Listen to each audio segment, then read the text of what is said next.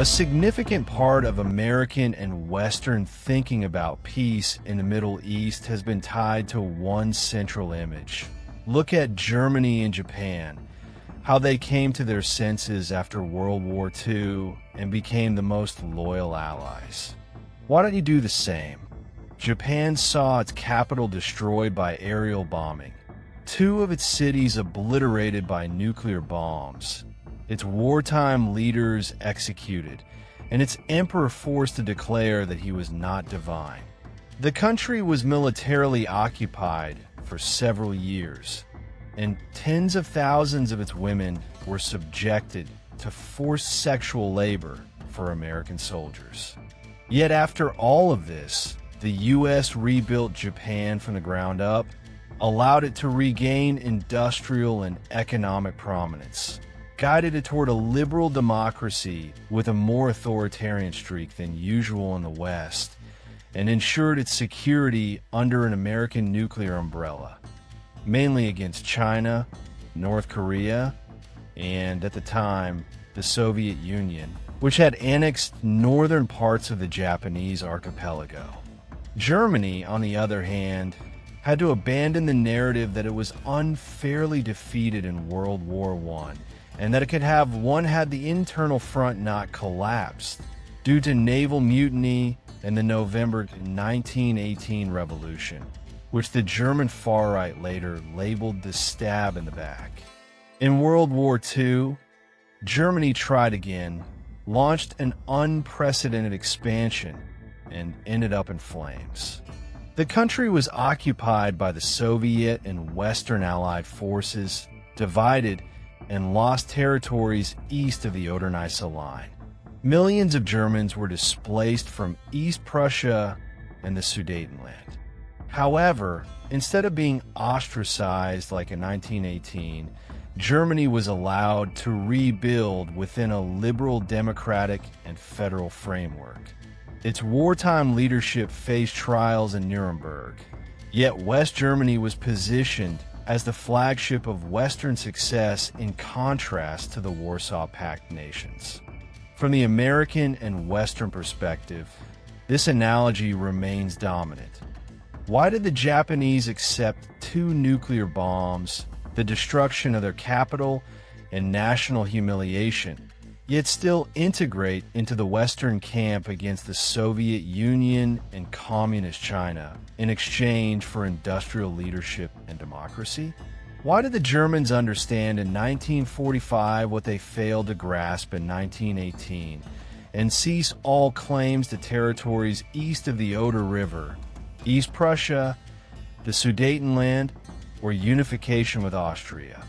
Why don't Middle Eastern nations do the same? This American and Western question shapes a large part of how they view the region. The first answer they often propose is a theory of collective psychology, an idea widely regurgitated by many Arab intellectuals. If the issue is a deeply embedded cultural and psychological one, then these peoples are, according to this view, still in a state of childhood, failing to grasp that the days of Khalid ibn al-Walid and Suleiman the Magnificent are over. Thus, they must be educated, either through persuasion or force, so that they abandon what Westerners perceive as metaphysical concerns, such as Al-Aqsa and the Al-Barak Wall, and focus on business, as if these societies suffer from a lack of business-mindedness.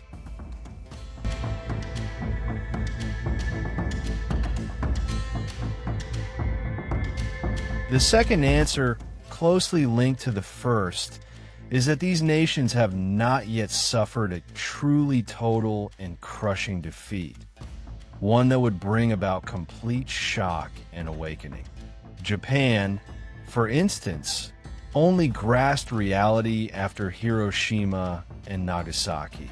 In the Arab-Israeli conflict, Jerusalem and later Beirut were occupied, but not Damascus or Cairo. This line of thinking echoes what Benny Morris openly stated in 2002, when he one of Israel's leading post-Zionist historians, shifted from documenting Ben-Gurion's role in ethnic cleansing during the 1948 war to criticizing him for not completing the job entirely. Not everything can be explained through Orientalism, in the sense of attributing Eastern behaviors to irrational traits. After all, the development of Japan and Germany post-defeat has little to do with Orientalist perceptions. Orientalism becomes more apparent in responses to the question, why haven't these nations accepted that Israel is a permanent reality and normalized relations with it, as if it were an ordinary, natural, and familiar entity? The answer given is often psychological. These peoples are not mature, they suffer from various complexes, or they still believe they're living in the era of conquest and are awaiting their version of Martin Luther to reform their religion and link them firmly to modernity. Obscuring the colonial reality of these nations plays a major role here. In a colonial context, a society neither wins nor loses outright. It remains suspended in a state where industrialization occurs, but outside the framework of an actual industrial revolution. This differs from post-war Germany in 1945, where the intention was never to turn it into a colony for the victors. The same applies to Japan, where, despite some initial inclinations toward treating it as a colony, geopolitical developments and concerns about the Soviet Union and China led the Americans to realize that it was in their interest not to do so. But colonialism and post-colonialism do not explain everything. Islam is also a factor, though it is often invoked in Orientalist narratives to explain why these societies did not follow the German and Japanese models. Yet the real issue is not that the people of the region think about the Arab-Israeli conflict constantly. Most do not. However, by the end of the day, almost no one in these societies can ignore the fact that Israel has around 7 million Jews, while the Muslim world has 1.5 billion adherents. Call it what you will, but this is not just a sentiment. It is a numerical reality, one that cannot be erased from people's minds.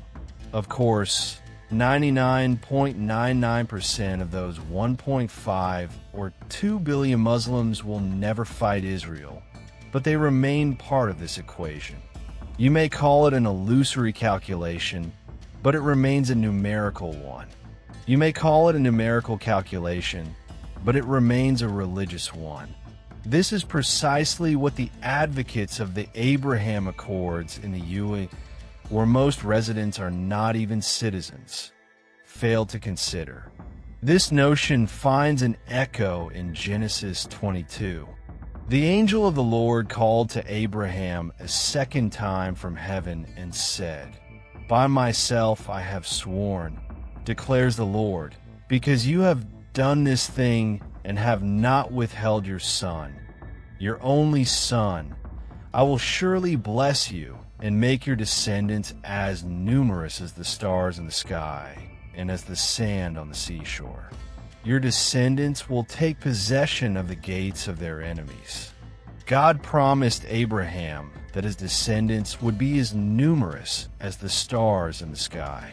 Yet, there remains a stark numerical disparity between Israel and the Muslim world, an essential factor alongside the colonial context in explaining why normalization remains elusive in this case.